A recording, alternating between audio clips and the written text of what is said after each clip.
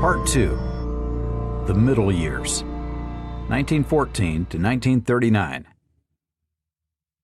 Sometime in 1915, the Japanese warship Osama went aground in Turtle Bay in the Gulf of Lower California. The presence of this vessel in that part of the world was not a total surprise, as Japanese fleet units had been previously sighted a few times in the area. Earlier, the Grand Admiral of Nippon had paid a visit to Mexico, expounding a blood brother theme. What appeared to be somewhat incredible about this incident was that the formidable veterans of Tsushima could be so inept as to allow this accident to happen. Indeed, it subsequently became questionable that the event was an accident at all.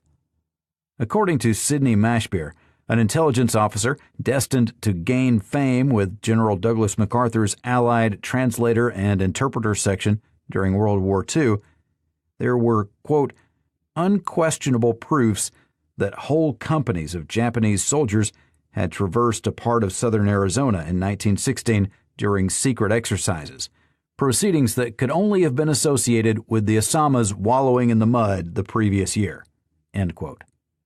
Quote, as an intelligence officer in 1916 with the 1st Arizona Infantry, he had been detailed by that General Funston of Aguinaldo fame on a mission to seek the truth of rumors among Indians of Japanese columns present in northern Sonora in Mexico. Mashbeer, who later acted as a spy for America in Manchuria, tramped across the desert, which he knew well enough to make the first map of it our army ever had. His knowledge of the desert told him that even the Japanese, incredible marchers that they were, could not have made the trip without violating Arizona territory to the north for water. He made his estimate and headed for the area he believed they would have to touch. There, he discovered Japanese ideographs written in charcoal upon the rock walls of passes of the Tenejas Atlas Mountains. They were, he estimated, the notes of column commanders who had gone before to those who would follow. His own Indian scouts told him that parties of 50 came ashore at intervals and made the killing march. Mashbeer hastened to send a detailed report to Washington, but in 1916, a general staff that had no intelligence section for receiving and assessing information appended a comment to the report that the ideograph had no military value. Even in retrospect, as he was telling the story, Mashbeer's mustachios bristled. The point completely missed by that commentator was, of course, that any indication of Japanese presence in Arizona or northern Mexico at that time had the highest military implication. One can only imagine how a similar bit of information indicating the presence of Americans on Hokkaido would have been treated by Tokyo intelligence analysts at that time. End quote. Footnote. Allison, IND. A Short History of Espionage. New York. David McKay Company, 1963, pages 131 through 132.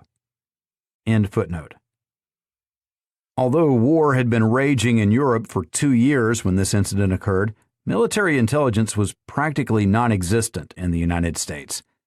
The Military Information Division had become the second section, G2, of the new General Staff Organization in 1903.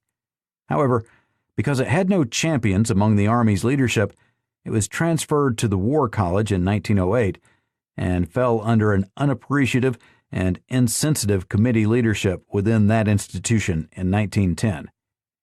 Its forces and identity dwindled.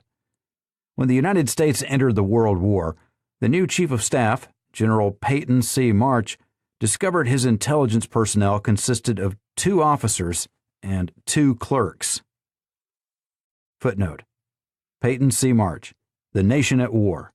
New York, Doubleday, Duran and Company, 1932, page 226. End footnote. Returning from Asian duty in 1915, where he had seen intelligence service as organizer and head of the Philippines Military Information Bureau, Major Ralph H. Van Diemen came to the information branch of the War College. Quote, he was delighted, but soon found reason to be appalled.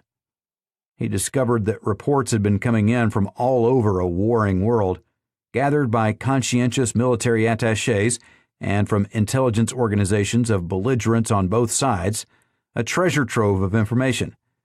But these priceless documents had never left the War College building. Van Diemen found them in tall, dusty piles.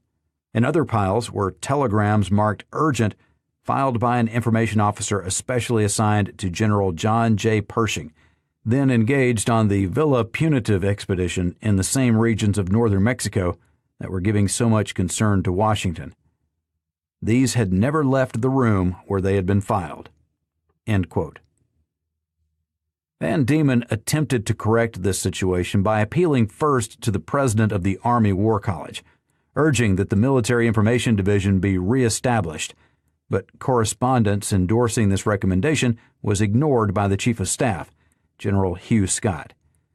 Next, Van Diemen sought the relocation of the division, naming the Command and General Staff School at Fort Leavenworth as a possible site.